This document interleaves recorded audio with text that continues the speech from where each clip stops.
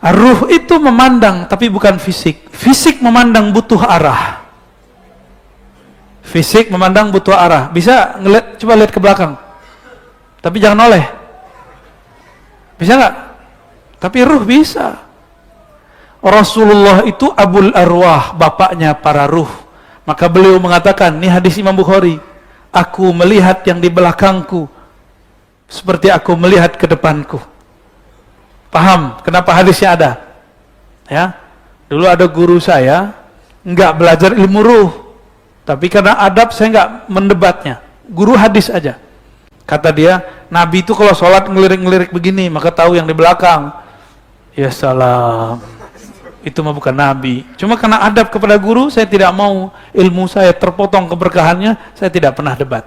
Saya biarkan beliau berbicara begitu. Jadi ada saatnya kita sukut. Tidak perlu intiqad, tidak perlu mendebat, mengkritik, supaya beliau mahabbah kepada kita. Ya, mungkin dia punya sir yang lain yang bisa dia sebarkan kepada kita. Ya. Jadi teman-teman, sahabat-sahabat karena Allah, antum sudah sekolah. Sekolah itu pengetahuan akliyah. Silat itu fisik, ditambah insting. Antum sudah mungkin pernah ikut masuk ke lab, ya. Lab tiap hari itu rumah makan kan, nyoba makan tuh. Tapi mungkin belum masuk ke lab rohani. Ya. Belum masuk ke ranah rohani. Sehingga tidak merasakan dialog dengan Allah dalam sholat. Sholat itu nikmatnya bukan main.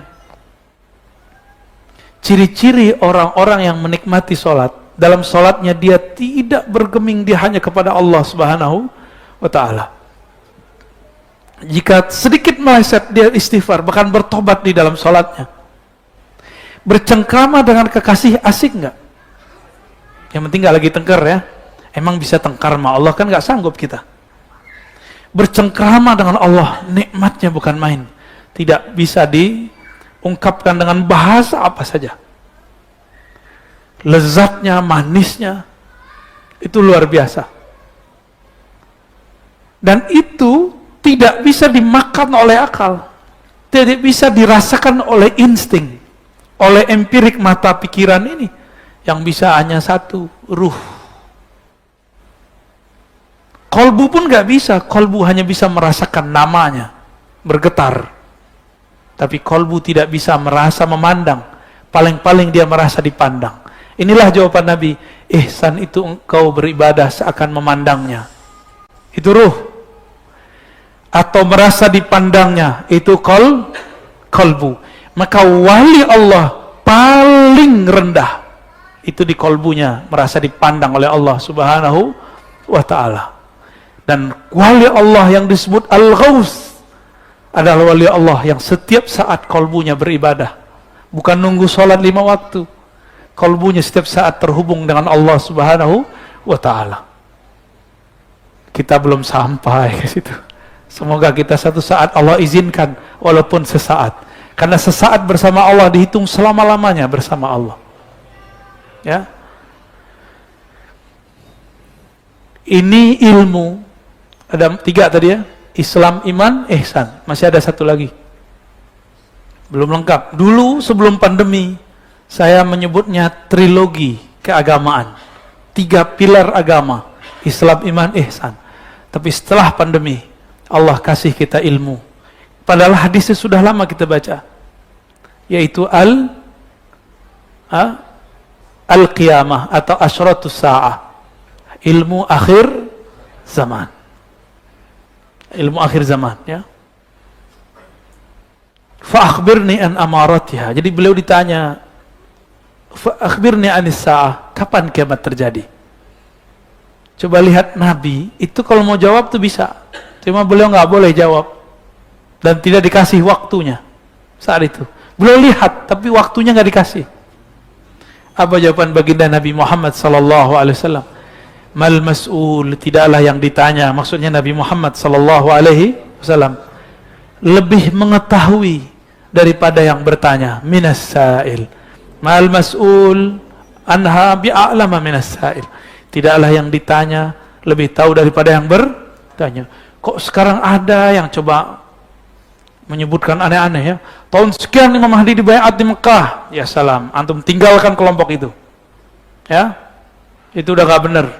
Perkiraan boleh, kira-kira nggak apa-apa. Tapi kalau dia mengatakan tanggal sekian atau tahun sekian, kecuali dia wali Allah Al-Ghaus. Kalau wali tebak-tebakan mah bisa aja kita buat ya. Antum jadi wali semua aja ya. Tebak-tebak aja. Bedanya dia pinter ngomong, antum nggak pinter ngomong, pinter diem.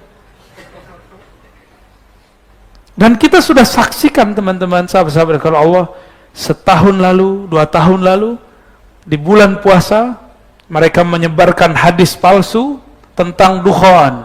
Dukhan itu pasti terjadi. Tapi kapan terjadinya tidak ada satu hadis pun yang sahih. Ya, nggak ada satu hadis yang sahih mengenai kapan terjadinya. Dukhan ada di Quran kok. Tapi dukhan di Quran itu hari kiamat. Kalau dukhan yang di hadis itu sebelum, masih tanda-tanda sebelum terjadi kiamat besar. Terjadi nggak dukhan tahun lalu? Terjadi nggak dukhan Ramadan ini? Enggak kan? Mereka minta maaf nggak kepada umat? Minta ampun nggak kepada Allah?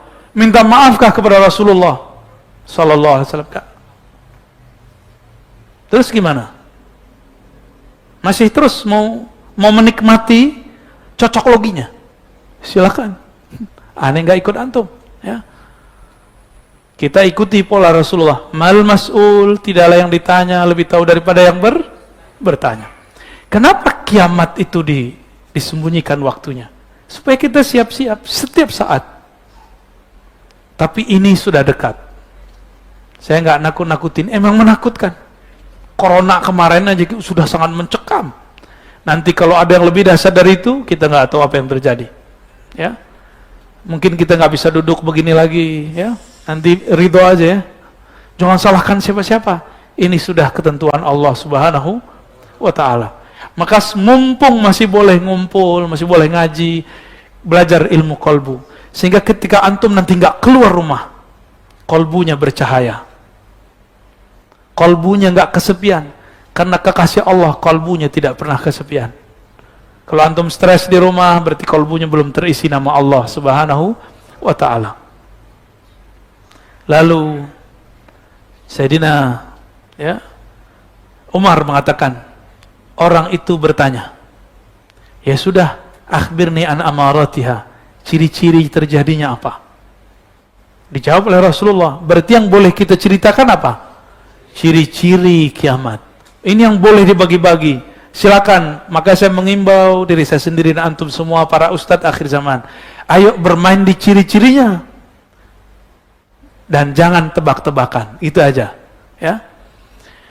Kata beliau sallallahu alaihi wasallam, antalidal amatu rabbataha, ketika budak perempuan melahirkan tuannya. Wa antaral huffata al-urata al-alata riyasha itatawaluna fil bunyan. Engkau melihat ada orang yang nyeker. Nyeker itu maksudnya nggak kaya, orang miskin. Urata, ya, pakaian, ya, kaki telanjang maksudnya. Al-alata, miskin. Ri'asha, pekerjaan paling rendah saat itu yaitu mengembala kambing. Ri'asha, mengembala kambing atau domba. Yatatawaluna fil bunyan, dapat mengakses gedung-gedung. Di zaman hadis ini keluar, belum ada gedung-gedung mall, belum ada exchange, belum ada iron. Ya, dulu zaman-zaman masih orang ke Senayan, oh kayaknya itu udah segala-galanya. Sekarang sepi. Yang di tepi Sudirman, antum lihat, dulu kayaknya luar biasa sekali, sekarang ketutup.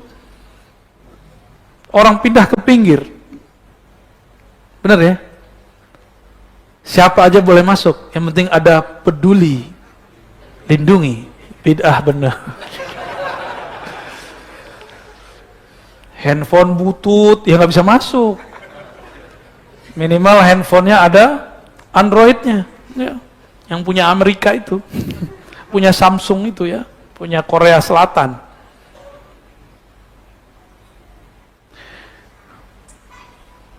Lalu intalaqa, orang yang bertanya ini intalaq, pergi.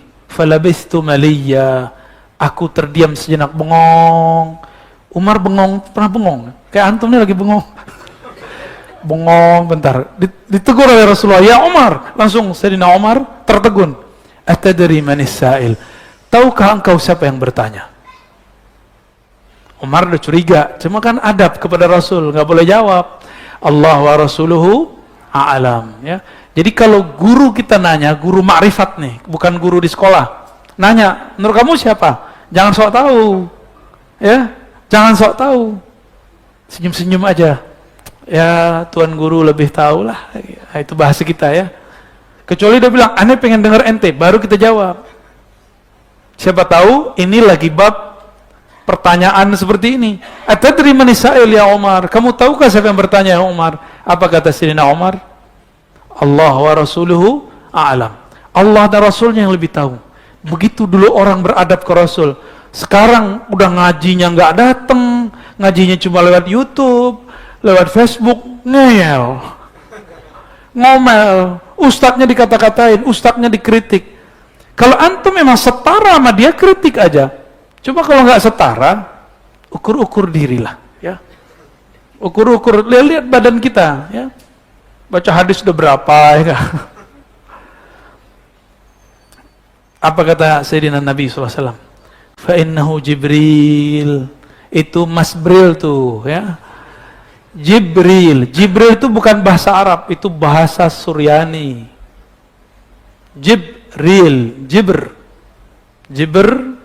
Il itu Allah, Allah. Panjangannya Allah, Elohim, Allahumma. Ya, bukan cocok logi. Emang ini bahasa Semit namanya. Bahasa Semit itu dari Suryani, pecah Ibrani, Aramaik.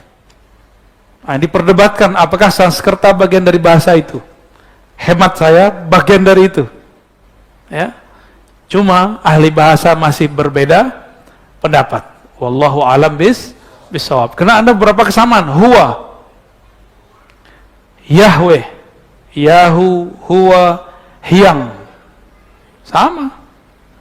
Ya. Dan ini diperkuat oleh orientalis awal abad 20 namanya Arthur Jeffrey. Dia mengatakan Ibrahim dalam bahasa Arab itu bahasa Aramaik lamanya Abram. Dalam bahasa Ibraninya Abraham.